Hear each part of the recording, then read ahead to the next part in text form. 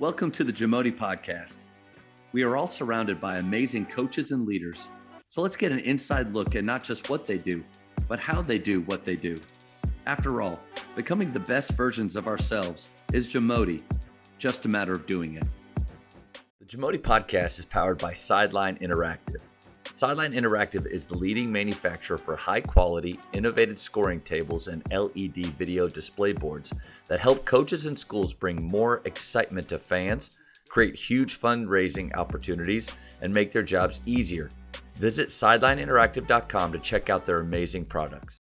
Practice, I talked about that athletic period. Yeah. So during that 45 minutes, we would shoot it at least 10 to 15 minutes. Skill development, 10 or 15 minutes. We do 10 minutes maybe of team where we're trying to clean something up. And when we got to our after school workout, then we went for about an hour and a half. And so for an hour, we would do team stuff, all kinds of team stuff, full court, half court. And we do about 30 minutes of shooting, a lot of free throw shooting during that after school workout. When we got to the playoffs, and maybe sooner than that, we went to an hour after school maximum. And then there was even a few days where we went athletic period only, and that was it. Were you always having them go against each other in practice, or was there a part of the season where you wasn't bone on bone? We did a lot of bone on bone. But because what I did most of the time was I'd have enough kids on our varsity, they'd go bone on bone against each other. And before school, the JV would practice against the freshman team.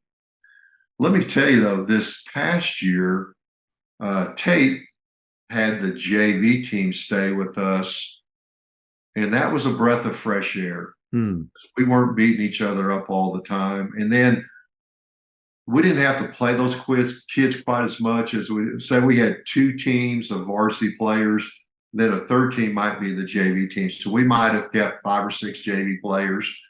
And that was a breath of fresh air. That was refreshing to go against that little. So again, don't be, I always thought the other way was better, where I just had straight varsity because it's the best players against the best players. After 125 workouts, I mean, that you're asking a lot. So anyway. Culture-wise too, that can be really good to have them together for those younger players to see how the older ones talk and train. And they can really catch a lot of that. I just, I didn't want to take away. I wanted our varsity guys to get the most reps and all this stuff, but there were several years in a row where I had one day a week, I think it was on Wednesdays, we went against our freshman boys team with our varsity. And that was a breath of fresh air. And we did that many years at Canyon. But I hate to say this, we got a kid hurt. And so we haven't gone back to that since. She probably was trying to do a little bit too much against superior speed and hurt a knee. And so that was going to be my next question. Years ago. That was 3 years ago, probably. Well, I would say it was good going against those boys because they're more athletic. They're faster, block shots, they'd steal passes. They made us have to be more fundamentally sound. Or I thought so. And then also I like to train in a little bit of adversity. I like to train 5 versus 6 sometimes, or 5 versus 7 even, or put 7 or 8 JV kids out there and go against my 5, let them press us, I think it's good. So the boys thing was a little bit in adversity. And like I said, I did it for 10 or 15 years in a row till we had that one thing. And so that left a bad taste in our mouth. And we haven't gone back and done that again. But I thought that was a little bit of change of pace. That was really good. Hey, let me say this. We're kind of getting to workouts now, Mark. But let me say this in workouts. One thing I thought was really good is on Wednesdays, I'm a big Bill Self guy, but on Wednesdays, we like to spend 10 or 15 minutes on box and one, triangle and two, tandem and three, and kind of jump defense and maybe offense against that. And so that was 15 minutes a week, 10 or 15 minutes a week. And there were many times throughout my career where we had to go to just a little bit of junk for just a couple minutes, paid off. So that's you use those. You felt like occasionally you used those in spots and it helped a ton. Yeah, maybe it was after a timeout, or maybe it was just I can think back of a couple particular games where we just couldn't stop somebody, and they had some stud players, and we had to go to triangle and two and won the game for us, and we really hadn't worked on it very much. So I'm a big believer in plan A, plan B, and maybe even a plan C. You don't spend much time on plan C. I probably didn't spend enough time on plan B. It was half court man defense, but there's times that zone on plan B helped us, and that tandem and three, or triangle and two, box and one thing helped us, so just 10 or 15 minutes. I know your time is precious, but we did that on Wednesdays during the season only. We didn't work on that on the off season, but just on Wednesdays, about 10 or 15 minutes. Man, nice to have those in your tool belt. Like you said, if the guy is players in rhythm, you call a timeout or there's a break, it's a quarter. Yeah. Hey, let's just change up the feel a little bit, because we 3.5 years ago we went to a pressure 3-2. Always been a man-to-man guy like you. Went to a pressure 3-2. Fell in love with it. Great for our kids. Gave us an identity on the defensive end finally. But I struggle with adjusting. I'm more Jason Garrett, which is process. This is what we're going to do. And people in DFW hated him for it. But how did you deal with adjusting in games? Yeah.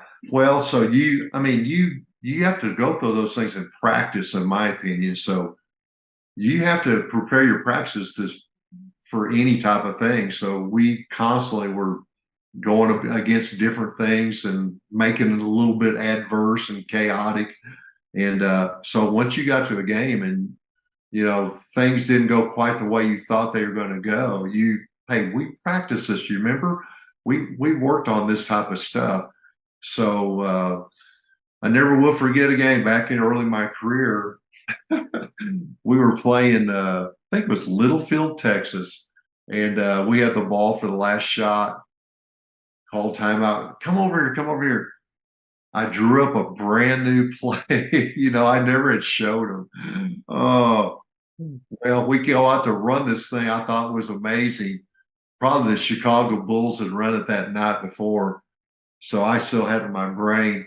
Well, we forgot to tell them how to get it in bounds, so we got a 5-second foul.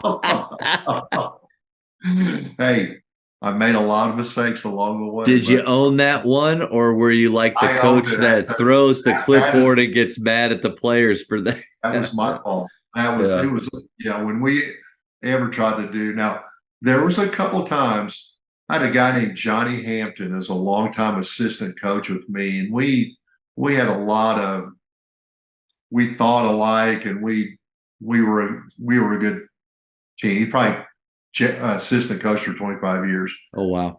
We're playing a team in the state championship game, and they go triangle and two on us. I didn't think we had anybody that good to even merit that, but they went triangle and two.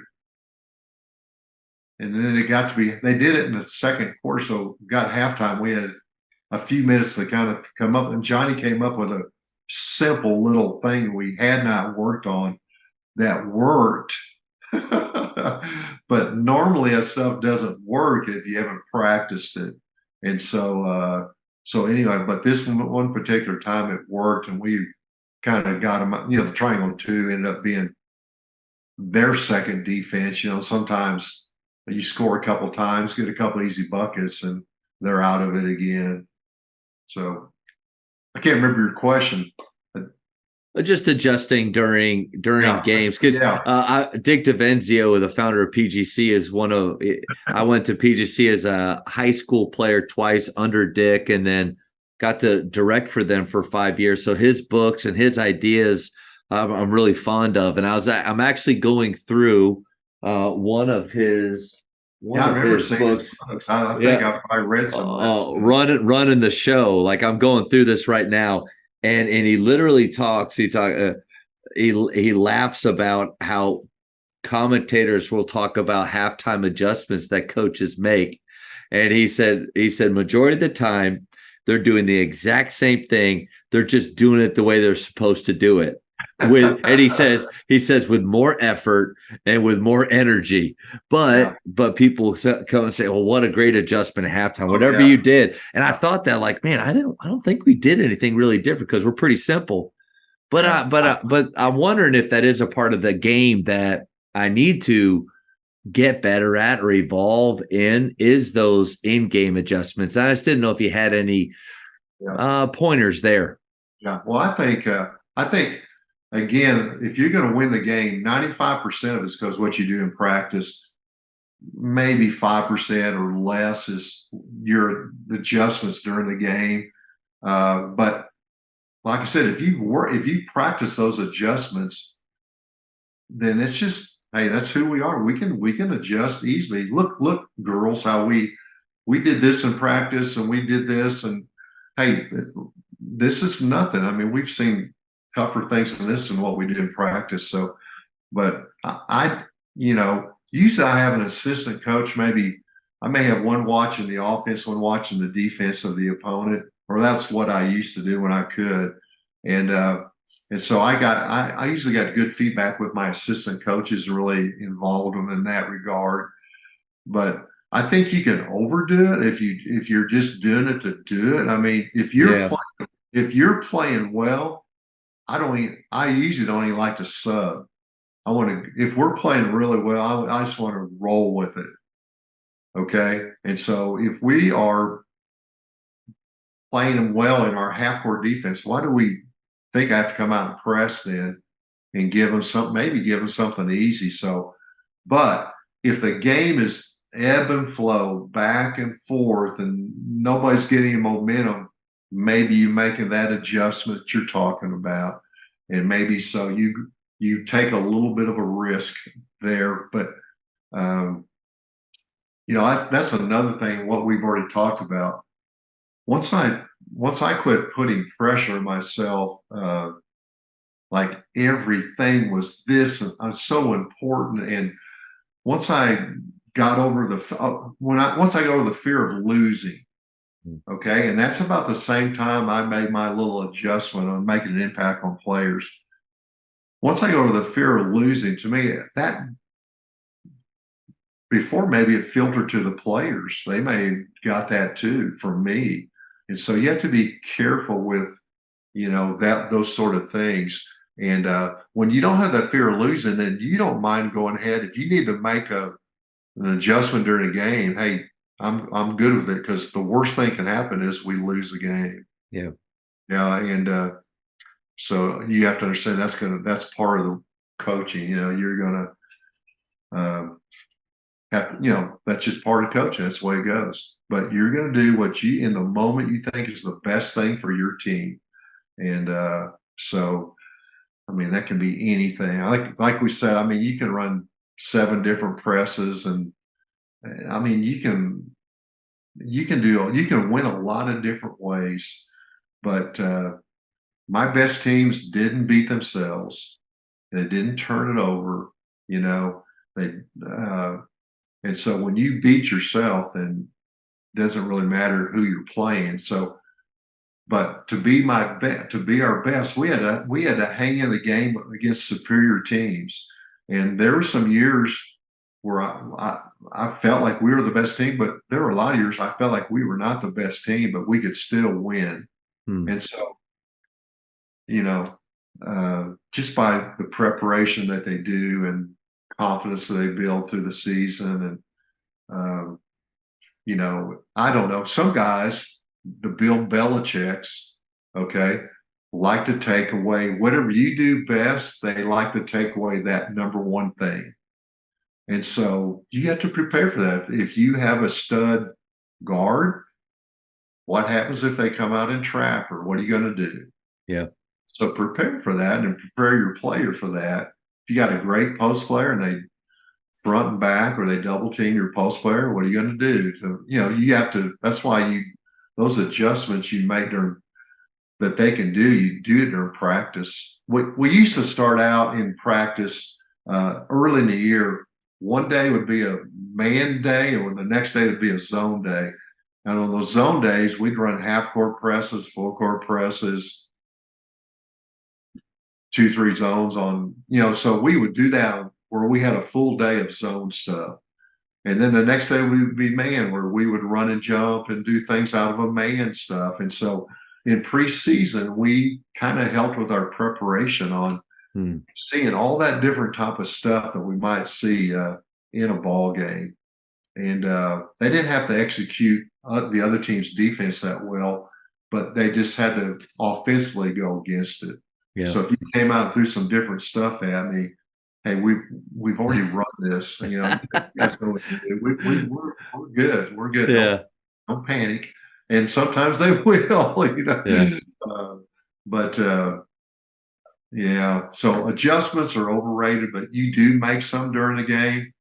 I think if you, I've seen it happen, like that team ran a triangle 2 against us.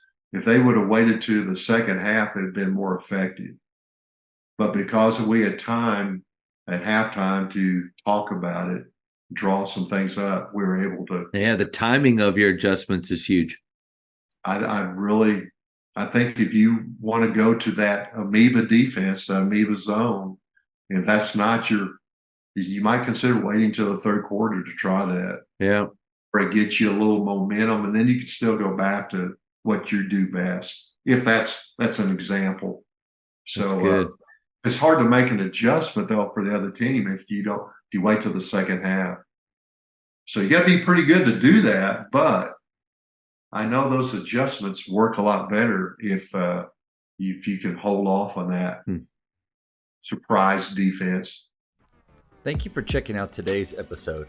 Please take a moment to subscribe to this podcast, share it with your fellow coaches, and find us on social media for what's coming up next on the JAMODI podcast. It's just a matter of doing it.